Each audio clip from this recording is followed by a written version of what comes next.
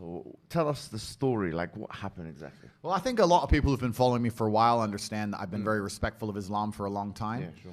I was born in a Christian country. I was raised as a Christian, and I've always been very respectful of Islam. And it's become more and more obvious to me and more pertinent that Islam is the last religion on the planet. When I talk about Islam, because I'm new to it, I'm a little bit careful, right? Because I'm new to it. I'm certainly not a scholar. There's so much I need to learn. I know I'm on a learning journey. I'm not here to sit here and talk scripture. I don't know those things yet. I'm here to learn. Yeah. But and we're here at your assistance. Thank you, bro. Thank you. Honestly. Thank you. Yeah. But it's just, for me, it feels like the last religion on earth. I feel like there's no other religion. People say to me, why did you convert? And I said, I don't really feel it as a conversion.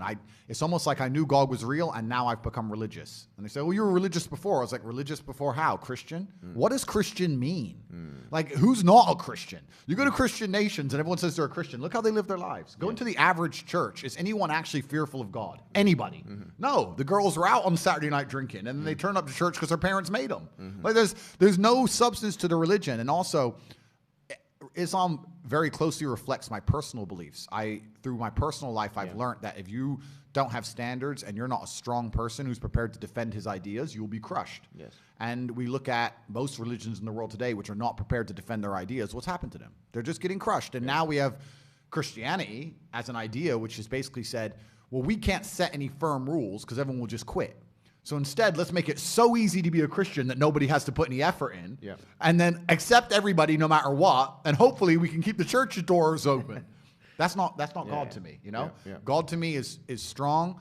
God to me is something to be feared. Yeah. God to me is someone that people are afraid to mock. Yeah. God to me is someone that you have to go out of your way to prove something to. God to me has red lines. Yeah. Like, God to me represents the Islamic faith. The Christian God to me, I don't see God. I can't explain. I don't see anything there. So to me, it was the only logical choice in the end. Alhamdulillah, man. I mean, as you're saying this, I'm sure many people are like ecstatic and extremely happy. It's a great thing for everyone, honestly, because, you know, just anyone coming into Islam is you know, the Prophet Muhammad ﷺ told us, better than the world and everything in it. Yep.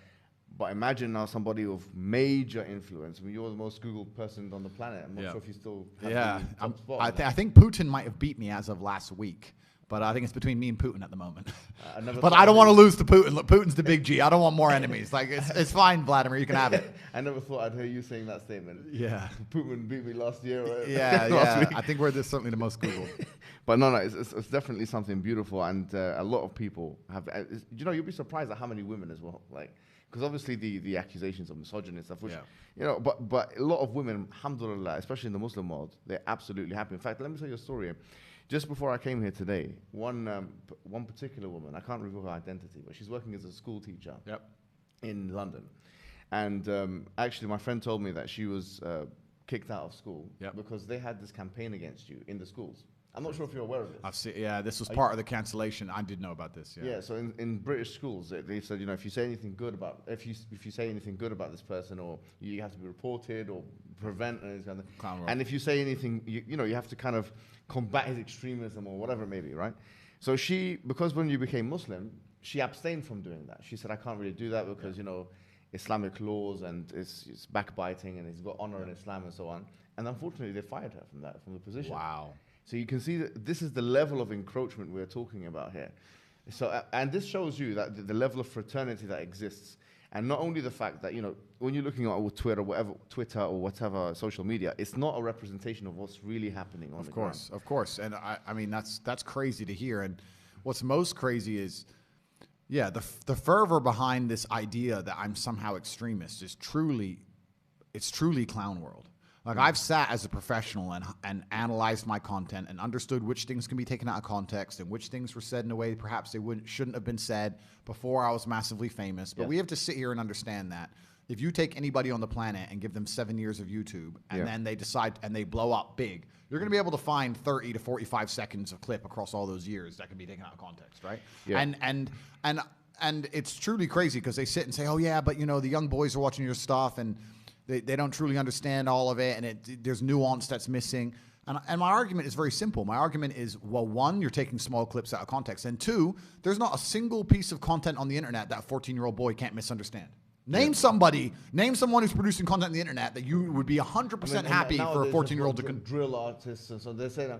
I mean, I live in an area. I'm not going to mention the names of the artists, but they're talking about going to this person's house and killing him. And killing him in the middle of a knife crime epidemic. Yeah. We have Lil Nas twerking on having sex with the devil in his music videos. Really? Like, we're going to sit here and talk about how children can be impressionable young children, and I'm sitting there saying there's no way I'm the worst person on the internet. That's not why they deleted me. The difference for them is, as you've mentioned, on those fronts, it doesn't matter to them because it's like, okay, they're consuming our hedonistic products or whatever it is. It doesn't change their worldview.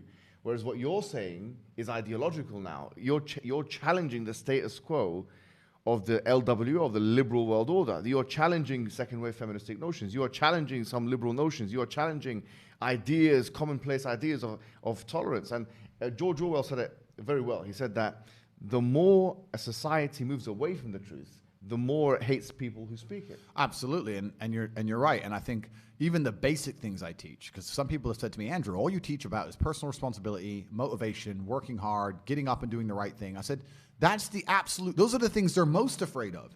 If you teach people to have standards for themselves and to be morally strong people and to know right from wrong, then they can't brainwash you. Yep. So that's what they're most afraid of. They're most afraid of young men waking up and going, no, I don't believe that.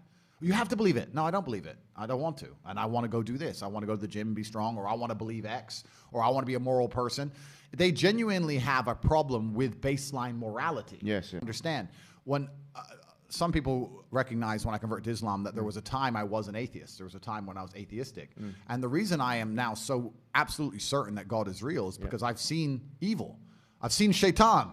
I've seen it. When you see enough evil, you realize that there must be an equal and opposite force. And there are people out there in the world today doing the work of the devil, genuine demons, who are trying to destroy the baseline morality that's inside of all of us. We're all born with some kind of morality, and they're trying to destroy it. And that's exactly the Islamic understanding, that we believe that you're born with something called fitrah, which is the initial goodness. You're born with an innate belief, receptivity to believe in one God. Yeah. And then that is corrupted. In fact, there's a prophet, hadith of the prophet, where he says, كُلُّ مَوْلُودٍ يُولَدُ عَلَى الْفِطْرَةِ. Every born child is born upon this initial goodness. فَأَبَوَاهُ يُهَوِّدَانِهِ أَوْ يُنَصِّرَانِهِ أَوْ يُمَجِّسَانِهِ. And then his father and mother or his parents, they socialize him into Christianity, Judaism, Magiism. So the idea is that everyone is born with this initial goodness and this initial will or want to believe in God, one God. And then, as you mentioned, I mean, it's what you're mentioning here is profound, because you're mentioning a central doctrine in Islam. But it's and this is why perhaps I found God the way I did, because I understood all these things first, and then I saw the Quran, and it confirmed so many things for me. Like even the conversations I've been having so far, so many things have been confirmed, and it's amazing the knowledge that's inside of it, which is so applicable today. For an old book, right? It's supposed to be old, but it seems so timeless. But it's truly amazing. But you're totally right. And the baseline morality, I don't think most people understand that when they're doing this under the guise of tolerance, when they're saying be so tolerant that you no longer believe in right from wrong, they're not doing that to make society a better place. They're doing that to empty your brain so that you have no resistance to the slave mind programming. They want to get you to a point where if they tell you the sky is green, you look at with your own eyes and you see blue, but no, the sky is green. That's what they want, so that you have to have nothing in your brain that can prevent that. If you have God, if you have, no, I believe this is right and wrong, if you have personal responsibility, if you have self-accountability, if you're a person who sticks up for what he believes, all that's bad to them. They want all of that gone so they can tell you the sky is green. And I don't want to say too much because I don't want the stream to end, but they're going to tell you something much worse than the sky is green. They're going to tell you something else. And they're trying to program us all into slaves, and it's scary. I remember when I was in my undergraduate days, and I was reading a particular book by this guy called Jeremy Bentham, who became the spiritual forefather of J.S. Mill, who is the father of social liberalism of today. And I remember reading this because it was so powerful, because it linked to something I read in the Quran. He said that, you have two gods. He said you have the God of pain and you have the God of pleasure. And I thought, this is so interesting. The Quran states, أَفَرَأَيْتَ مَنِ اتَّخَذَ إِلَهُ هَوَاهُ. Have you seen the one who takes his own desires as a God? Yep. And because now there is no transcendental force that we can look up and, as you say, venerate.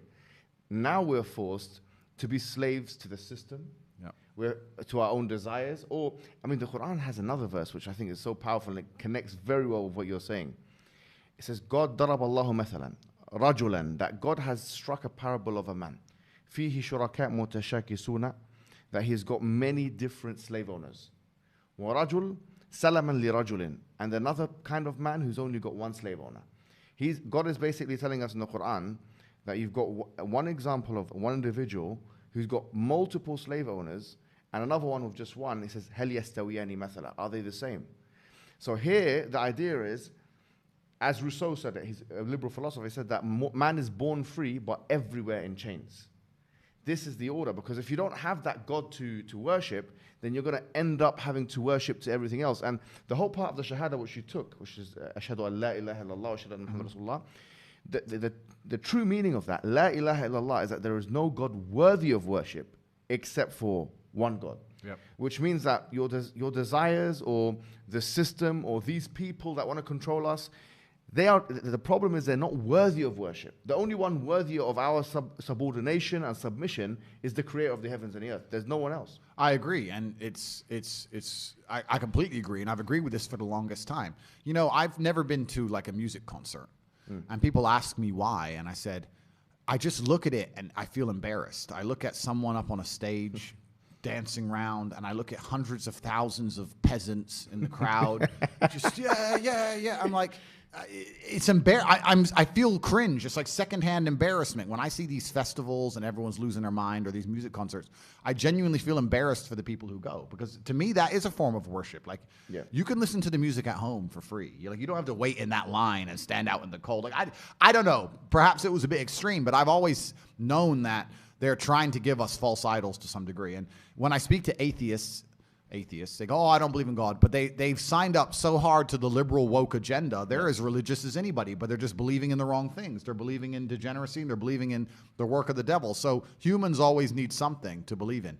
And it's a great thing you said about your own desires. It's like one guy I was talking to since my conversion says, it's interesting that somebody with everything, all the Western world, everything somebody could want has now converted. And I said, yeah, because even before my conversion, I understood that hedonism is a black hole, and you can never fill it.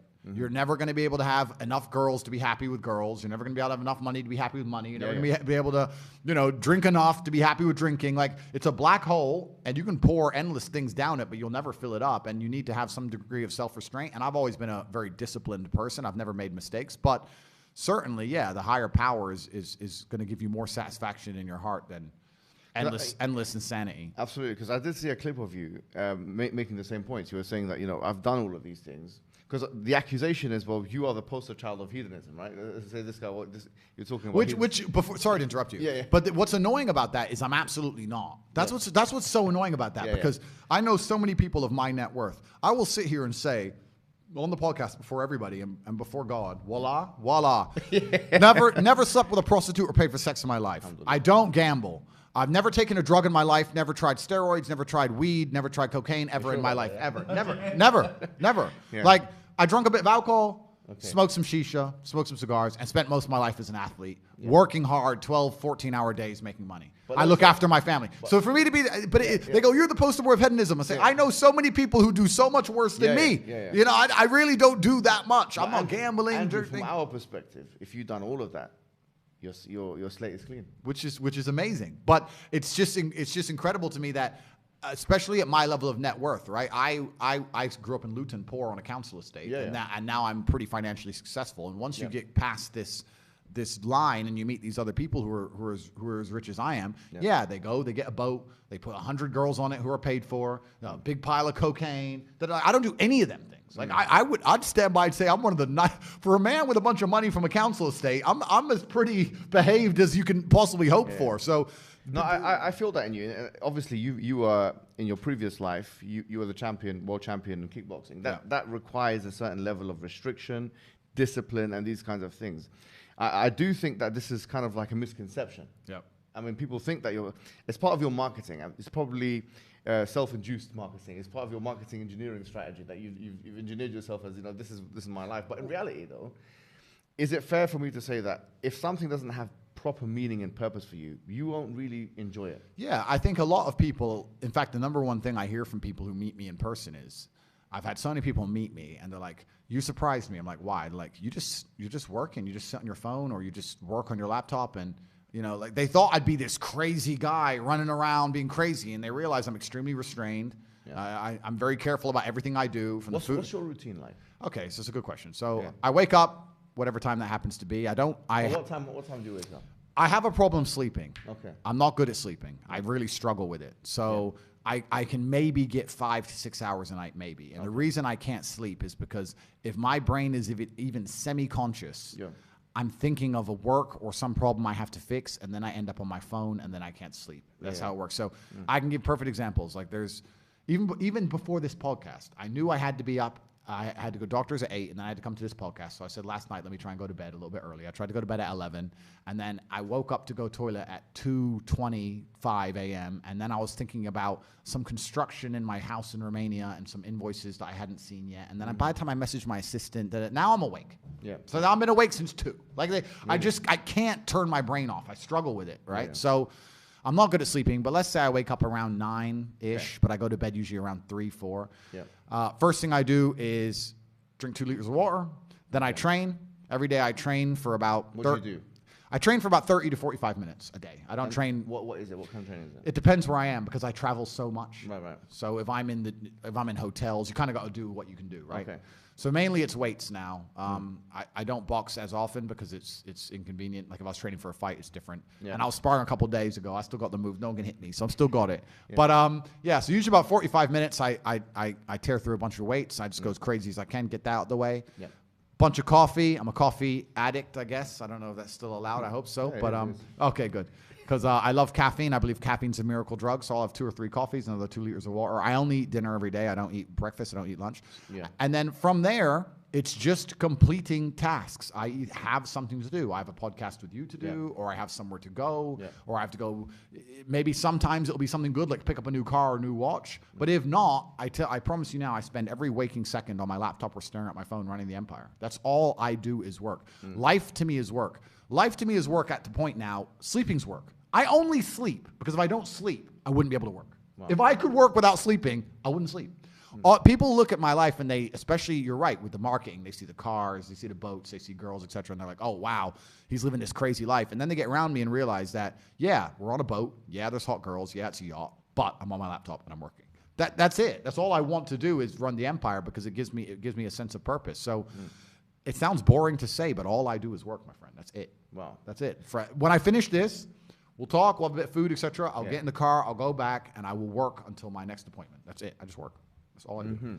So it's kind of funny because people say to me, like, what's the secret to getting rich? And I'm like, it's easy if you don't do anything else but work. Like I don't have any. My only I'm trying to think of what even hobby I have. I also think that God is pleased with you when you show Him the beauty of His creation. I think that God is pleased with you when you work as hard as you possibly can and you do the best you can in anything you're going to attempt. God loves people who work hard and try hard.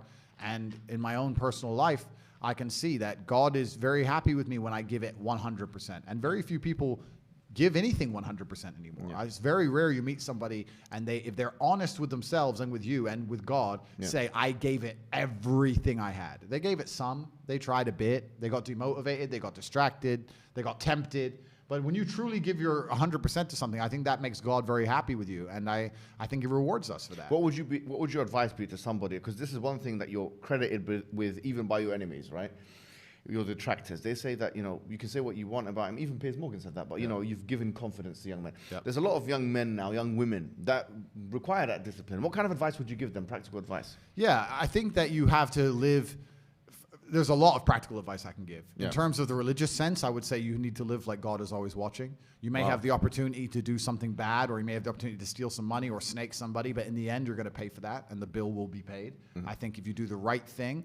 In my experience, if you're a person who does the right thing, firm handshake, is on time, doesn't lie to anybody, does what he's supposed to do, is honest with a good heart, is genuinely polite to everyone he meets, if you are that person, you get very far in life. I've yet to meet people who just do all the simple things right, who completely fail at life. But I've met a lot of people who snake or steal some money and they get really rich, then they lose it all, or they get rich and end up a gambling addict or depressed or etc. So you have to just... understand that God is always watching. He's going to reward you in the end. That's the first thing. And the second thing I will say is that you are the sum of the 5 people you spend the most time with, and you need to create your reality. I think the biggest problem with young people today is that they don't curate their realities heavily enough. The people that they want to spend most time with aren't adding any value to their lives, and then they end up wondering why they don't get anywhere. It's so interesting. As you speak, it's as if you're narrating hadith, because it's when you said God is watching. It sounds nicer in Arabic. When you say it in Arabic, it sounds. I need to learn that part. No, honestly, there is a hadith that says that the highest form of faith is أن تعبد الله كأنك تراه فإن لم تكن تراه فإنه يراك. That you should worship God as if He sees you, because if you don't see Him, He sees you. Yeah. And on the friends issue, there's a hadith on that as well. Like, you know, that المرء على دين خليله, that the person is on the religion of his friends. Yep. So a lot of, like, as you say, this is. I need to learn it all, and this is. I'll say this now. The thing that was most daunting for me about converting was the amount I'd have to learn. Yeah. That's what's scary. No, take it easy. That's what's scary about it, you know. But I mean, I'm a fast learner. I'm not a stupid guy, but it's just like, okay, I have a lot to do. The Prophet Muhammad told us in the hadith, "Inna ad-dina yusr," that the religion is easy. Yeah. وَلَا يَشَدَّ الدِّينَ أَحَدٌ إِلَّا غَلَبَهُ. No one tries to overburden themselves with the religion except that it defeats them. In other words, take it incrementally. Yeah, yeah. And, you know, Aisha, one of the wives of the Prophet, she said that if the first things that had been revealed to the people was this is permissible and this is impermissible, people wouldn't have done it. Yes. So, you know, the first things that came down in terms of revelation were the verses of heaven and hell and these kinds of things. So I would say take it easy. It's a journey. Like it's like kickboxing, you know. Yep. You probably came in when you were a young guy, learning the roundhouse, of course. You know, it took you some time to kind of develop competence in that field, and it's like anything else. So it's an easy process, but it's a gradual process. What I wanted to speak to you a little bit about is conceptions of masculinity. Okay. Yeah. So I think you've been criticized with that as well, like, you know, the toxic masculinity. Supposedly, yeah. Which is such a vague term. It's almost like the community guidelines. What do you think they mean by that? Well, it's almost like the community guidelines of these social media companies, right? They give this stupid definition of a term, which basically can be applied to anybody and anything willy-nilly, deciding whether they like you or not. It's very vague. It's not solid.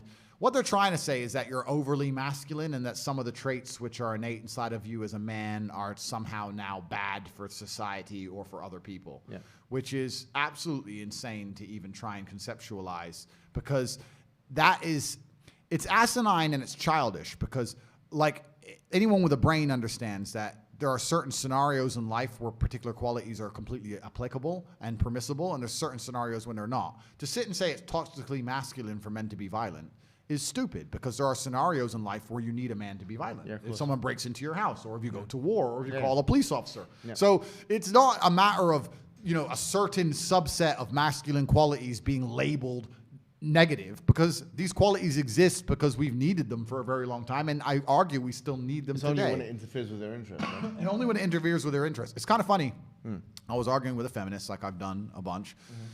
And she was talking about toxic masculinity, and she was talking about the idea that men are innately violent and how that's bad. And I said, you think that's bad because you're living in an extremely privileged society and a very privileged life. But I'll tell you that that's not bad, because you, even in and of yourself, may not know this, but you like the idea of men being violent. Because let's say I lost my mind right now, or let's say an intruder broke in and threatened you physically. Yeah, exactly. You would call a man to be violent for you. You'd call the police and say, please be violent to protect me.